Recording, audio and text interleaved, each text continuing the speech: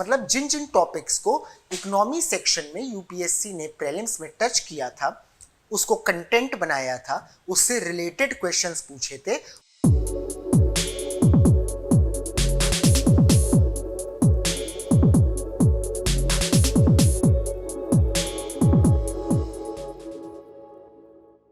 Hello everyone, a very good evening. Guys, welcome to Plutus IAS.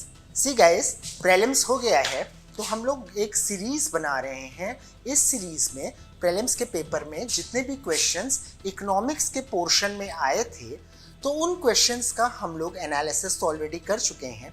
अब उन questions में जो टॉपिक पूछे गए थे उन टॉपिक्स पे हम लोग एक सीरीज ऑफ वीडियोस बनाएंगे और हर एक टॉपिक को डिटेल में जाके एक्सप्लेन करेंगे, राइट? मतलब जिन जिन टॉपिक्स को इकोनॉमी सेक्शन में यूपीएससी ने प्रीलिम्स में टच किया था, उसको कंटेंट बनाया था, उससे रिलेटेड क्वेश्चंस पूछे थे, उन सारे टॉपिक्स को हम लोग वीडियो सीरीज बना करके कवर करेंगे, एक्सप्लोर करेंगे और समझेंगे, ठीक है? सो लेट्स गेट स्टार्टेड, ठीक है? So guys, first of all आज हम लोग सबसे पहले डिस्कस करते हैं प्राइमरी सेक्टर, सेकेंडरी सेक्टर और टर्शियरी सेक्टर को। Now what is this primary sector, tertiary sector, secondary sector? UPSC में इस बार एक क्वेश्चन आया जिसपे उन्होंने एक टेबल बनाई।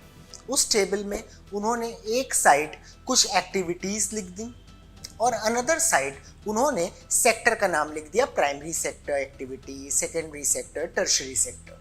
तो अगर हम लोग को ये कॉन्सेप्ट समझ में आ जाए कि एक्चुअली प्राइमरी सेक्टर क्या होता है, सेकेंडरी सेक्टर ऑफ इकोनॉमी क्या होता है and what is tertiary sector of economy, then we can easily solve that question. And by the way question was very easy. So let us understand. First of all बात करते हैं कि primary sector क्या होता है, that what is our primary sector of the economy. तो देखिएगा, primary sector की अगर हम बात करें तो कोई भी ऐसी इंडस्ट्री जो कि इन्वॉल्व है, ध्यान दीजिए, एनी इंडस्ट्री या anything that is involved in the extraction and production of raw materials, जो कि एक्सट्रैक्ट करे या प्रोड्यूस करे रॉ मटेरियल्स, ठीक है? जैसे कि आप फार्मिंग ले लीजिए। आप फार्मिंग में क्या करते हैं? आप रॉ मटेरियल्स प्रोड्यूस कर रहे हैं, राइट? और ये extraction and production of raw materials कैसे होता है? This extraction and production of raw material is done with the use of earth, जो अर्थ अवेलेबल है, एंड नेचुरल रिसोर्सेज, और बोथ।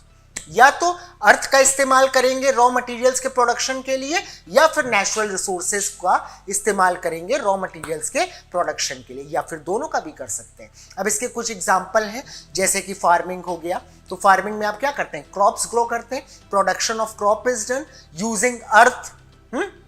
सेकेंड, फिशिंग में क्या करते हैं? सी से फिश को कैच करते हैं, अगेन अर्थ इन्वॉल्व है। आप फॉरेस्ट्री करते हैं तो फॉरेस्ट्री में you cut down the trees for would और टिम्बर, तो इसमें भी क्या है? अर्थ इन्वॉल्व है। माइनिंग करते हैं, इसमें आप क्या कर रहे हैं? आप अर्थ को यूज कर रहे हैं एक्सट्रैक्शन करने के लिए मिनरल्स के। So all these come under primary sector. तो प्राइमरी सेक्टर में कुछ की पॉइंट्स क्या हैं? फर्स्ट ऑफ ऑल, प्रोडक्शन होगा या फिर एक्सट्रैक्शन होगा, किन चीजों का? Of raw materials, right? इनको रॉ मटेरियल्स क्यों कहते हैं ये भी अभी हम समझेंगे, ठीक है? दूसरी बात, कहां से होगा? अर्थ और नेचुरल रिसोर्सेस, और बोथ नेचुरल रिसोर्सेस को मैं शॉर्ट में RSS लिख के दे रहा हूं। अब बात आती है, why do we call these products as raw materials? So see guys, these products are called as raw materials because they serve as the raw material for industries. Manufacturing sector के लिए प्राइमरी सेक्टर में जो भी हमारा produce आया है वो raw material का काम करता है। That's why we are using the word raw materials. I hope it is clear, ठीक है?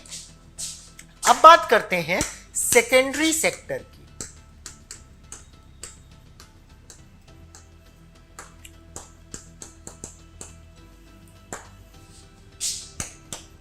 सो ये सेकेंडरी सेक्टर क्या होता है? Basically guys, secondary sector is the manufacturing sector, जो हमारा इंडस्ट्रियल सेक्टर है, मैन्युफैक्चरिंग सेक्टर है, उसी को इकोनॉमी में सेकेंडरी सेक्टर से रेफर किया जाता है, right? When we say secondary sector, then what's the use of secondary sector? So see guys, it is a manufacturing sector which is going to produce goods and services. ये goods या service को manufacture करेगा, produce करेगा by using the raw materials provided by the primary sector. Primary sector ने जो raw materials provide करे हैं, उनका इस्तेमाल करके ये sector goods और services को manufacture करेगा. Understood? तो इसके की पॉइंट्स क्या हैं? That it is basically the manufacturing sector.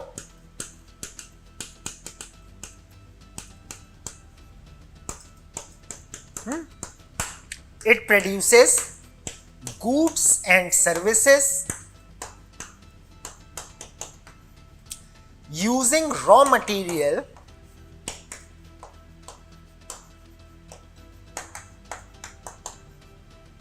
provided by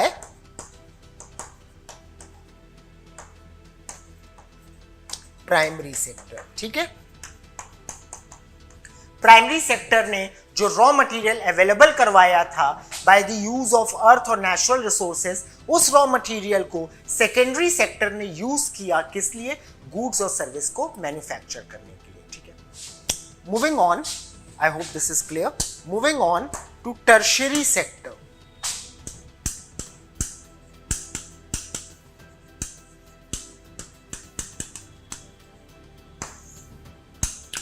अगर हम टर्शरी सेक्टर की बात करें, सो सी, टर्शरी सेक्टर का मेन जॉब होता है propagation and distribution of goods and services produced by your secondary sector. यानी कि जो भी गुड्स और सर्विसेज सेकेंडरी सेक्टर ने हमें अवेल करवाई, प्रोड्यूस करी, उन गुड्स और सर्विस को डिस्ट्रीब्यूट करना, लोगों तक पहुंचाना, उसको प्रोपोगेट करना.